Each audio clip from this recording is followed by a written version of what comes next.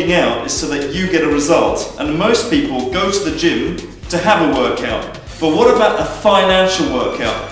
And this is what I'm basically talking about. Having a financial workout so you can work out your finances.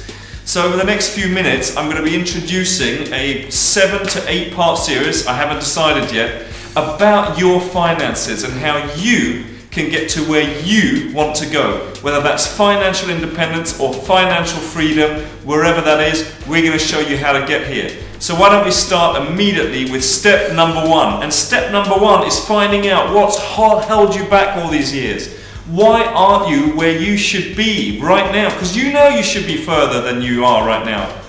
So why is that? There's lots of things we need to look at. There's our beliefs around wealth. There's our value system. What is it that you focus on a daily basis? There's our meta programs. There's lots of different things, but I'm going to be talking about our beliefs. So think about it. What are beliefs? Well, if you're strongly convinced about something, so for example, you think that they're greedy, for example. You know, those wealthy people, they're greedy. Well, if you think that, do you really want to be greedy yourself? Because if you have a belief which says that wealthy people are ... you fill in the gaps. They're obnoxious, greedy, loud, etc. And you don't want to be greedy, loud and obnoxious. What that means is you cannot become wealthy. You just can't do it. Because you don't want to be all those things. You don't want to be greedy. You don't want to be loud. You don't want to be obnoxious. Does that make sense? So we've got to look at our beliefs. Some other beliefs that people have are things like, and by the way, ask yourself this question again. What are my beliefs around wealth? What are they? Ask yourself that question right now.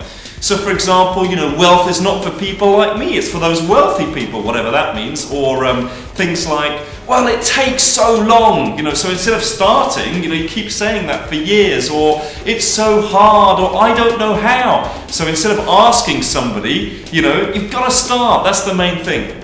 And there's things like, well, but the thing is, you know, I have this fear about losing all my money, or I have this fear of winning. Now, I can understand the fear of losing, but I never understood the fear of winning until I asked quite a few people.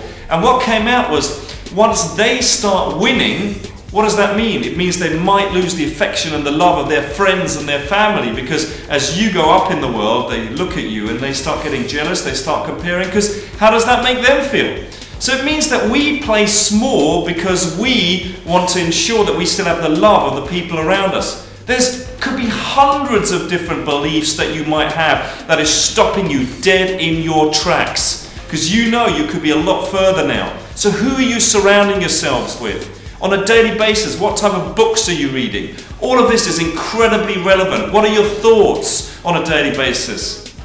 You know, the thing is, where do these beliefs actually come from in the first place? Well, you've probably guessed. Let me take you through it. Between the ages of 0 to 7 are your formative years. All the experiences that you have, all the things that you hear and all the things that you see are going to be influencing you in a massive, massive way. So for example, they say that the apple rarely falls far from the tree. Well, no wonder, because you spent the first 7 years probably close to your family. That's probably your most influential part, first and foremost. So your family, have you ever had anybody in your entire family say anything like, do you think money grows on trees or something? Have you ever had anybody say that to you? Because if you have, you're screwed.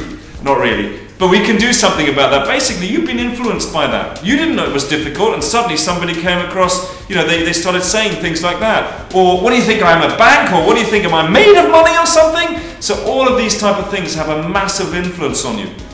Then, of course, there's the school system. Now, if you were like me, you went to a school where they told you to shut up, sit down and listen to the teacher. And don't forget to wear a uniform, so that you are uniform thinking, you are uniform action man. You do exactly what you're supposed to do. No outside thinking, no outside of the box, i.e. no entrepreneurial skills. You're thinking the same way as the others. Listen, if you think in a certain way, you're going to react in a certain way. If you react in a certain way, you're going to get certain results. And there's no point you thinking, oh, I don't really like the results. That's not what's going to make the change. The change is got to be the action. How do you change the action or the reaction? By your thoughts and by your thinking. So it's all the things that you're putting into your mind, in your unconscious on a daily basis, and your conscious on a daily basis, all of those things.